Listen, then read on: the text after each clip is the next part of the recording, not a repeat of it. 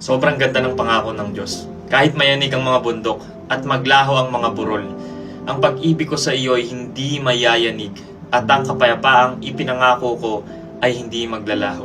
Sabi ng Panginoong nagmamalasakit sa iyo. Grabe, no?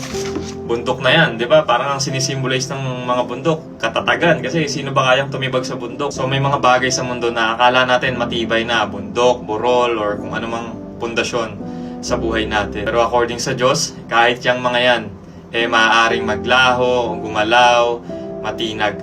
Pero isang bagay lang ang hindi kailanman gagalaw, hindi matitinag at hindi magbabago. At yun ang pag-ibig ng Diyos. Ang sarap lang namnamin ng pangako ng Diyos na yan, di ba?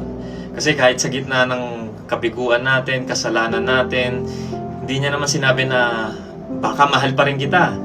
Hindi, pinangako niya na yung pag-ibig niya at yung kapayapaan na ibibigay niya sa atin, hindi kailanman magbabago. Ganong katapat ang Diyos sa kanyang tipan. Kaya kung dumadaan ka ngayon sa panahon na parang gumuguho na ang lahat, relasyon, trabaho, hindi mo na alam yung direksyon mo, huwag mong isipin na iniwan ka na ng Diyos. Tandaan mo kapatid, maaaring gumalaw ang mundo, maaaring mayanig ang buong mundo, pero yung pag-ibig ng Diyos sa'yo, kailanman hindi magbabago. Dahil ang pag-ibig ng Diyos ay hindi nakabase sa sitwasyon natin.